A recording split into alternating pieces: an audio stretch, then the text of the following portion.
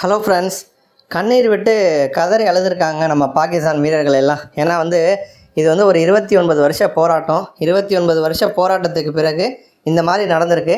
அதுலேயும் படுமோசமாக பார்த்தீங்க அப்படின்னா, இப்போ பாகிஸ்தான் சொதப்பி அவங்க முதல் அணியாக வெளில போய் பாயிண்ட்ஸ் டேபிளில் கடைசி இடத்துக்கு தள்ளப்பட்டு ரொம்ப மோசமான நிலைமைக்கு போயிருக்காங்க.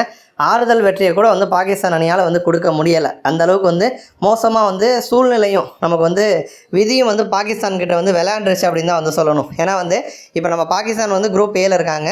குரூப் ஏல எடுத்துக்கிட்டோம் அப்படின்னா நம்ம இந்தியா, நியூசிலாந்து, பங்களாதேஷ், பாகிஸ்தான் வந்திருக்காங்க. இதில் பாகிஸ்தான் பார்த்திங்க அப்படின்னா நம்ம நியூசிலாந்துக்கிட்டையும் தோற்றுட்டாங்க, இந்தியாக்கிட்டையும் தோற்றுட்டாங்க. பங்களாதேஷ் கூட மட்டும்தான் பாகிஸ்தான் ஜெயிக்கலாம். ஏன்னா மீதி இருக்க ஒரே மேட்ச் அதுதான். இப்போ அந்த மேட்ச்சும் மழை குறுக்கிட்டதுனால போட்டி நடக்கலை. ஒரு டாஸ்கே போடாமல் மேட்சை அபேண்டன் பண்ணிட்டாங்க. இதனால் பார்த்தீங்கன்னா ஒரு பாயிண்ட்ஸ் கொடுத்துட்டாங்க. பங்களாதேஷுக்கும் ஒரு பாயிண்ட் கொடுத்துட்டாங்க, பாகிஸ்தானுக்கும் பார்த்தீங்கன்னா ஒரு பாயிண்ட் கொடுத்துருக்காங்க.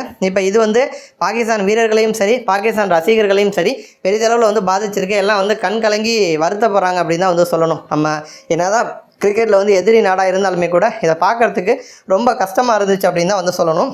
ஏன்னா ஒரு 29 வருஷத்துக்கு முன்னாடி தான் பார்த்தீங்கன்னா ஒரு ஐசிசி ட்ராஃபி பாகிஸ்தான் நடத்துனாங்க. அதுக்கப்புறம் அதற்கான வாய்ப்பே கொடுக்கல. இப்போ இந்தியாவில் எப்படி கிரிக்கெட் மேலே ஃபேன்ஸ் ரொம்ப வெறித்தனமாக இருக்காங்களோ அதே மாதிரி தான் பாகிஸ்தான் நாட்டிலையும் இருப்பாங்க. பாகிஸ்தான் நாட்டிலையும் கிரிக்கெட்டுக்கு நல்லா சப்போர்ட் பண்ணுவாங்க.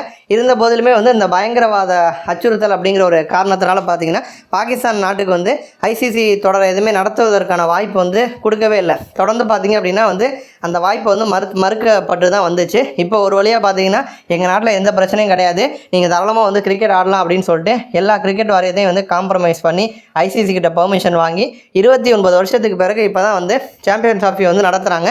இப்போ இந்த முறை பாகிஸ்தான் நல்லா ஆடி நல்லா பர்ஃபார்ம் பண்ணி திரும்பவும் கப்பு வாங்கினாங்கண்ணா. ஏன்னா கடந்த 2017 சாம்பியன்ஸ் ட்ராஃபியில் பாகிஸ்தான் இந்தியாவை தோற்கடிச்சு பட்டம் வாங்கினாங்க. அப்போ சர்ஃப்ராஸ் அகமது பார்த்தீங்கன்னா கேப்டனாக இருந்தார், கப்பு வாங்கி கொடுத்தாரு. அப்போ அப்படிப்பட்ட சூழலில் நடப்பு சாம்பியன் இப்போ முதல் அணியாக பார்த்தீங்கன்னா தொடரை விட்டு வெளில போயிட்டாங்க. நியூசிலாந்துக்கிட்ட 60 ரன்களில் தோற்றாங்க. ஓகே, இந்தியாக்கிட்டையும் படுதோல்வி அடைஞ்சாங்க. வெறும் 241 ரன்கள் மட்டும்தான் அடித்தாங்க.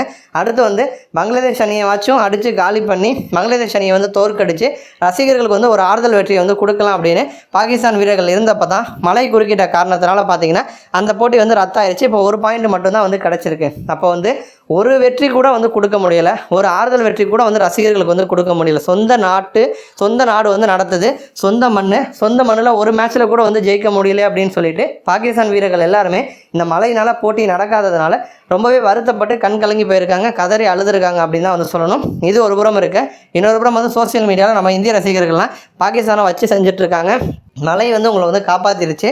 ஒருவேளை மழை குறுக்கிடாமல் இருந்துச்சு அப்படின்னா இந்நேரம் யோசிச்சு பாருங்கள் உங்கள் நிலமை என்ன இருக்குன்னு. பங்களாதேஷ் ஒருவேளை உங்களை ஜெயிச்சிருந்தாங்கன்னா உங்களுக்கு ஒரு பாயிண்ட் கூட கிடச்சிருக்காது, 0 பாயிண்ட் தான் கிடச்சிருக்கும். இப்போ அதுக்கு ஒரு பாயிண்ட் கிடச்சதே மேல் அப்படிங்கிற மாதிரி பாகிஸ்தான் ரசிகர்களை வச்சு செஞ்சிட்ருக்காங்க. இன்னொரு புறம் ஒரு பாயிண்ட் கிடைச்சாலுமே கூட இப்போதைக்கு டேபிளில் பாகிஸ்தான் தான் கடைசி இடத்துல இருக்காங்க. ஏன்னா பங்களாதேஷ் இந்தியாக்கிட்டே நியூசிலாந்துக்கிட்டே தோற்றுருந்தாலுமே கூட அவங்களுடைய நெட் ரன் ரேட் பார்த்தீங்கன்னா -0.4 இருக்குது. பட் பாகிஸ்தானுக்கு -1 வந்திருக்கு. அதனால் இப்போதைக்கு கடைசி இடத்துல பாகிஸ்தான் தான் வந்திருக்காங்க.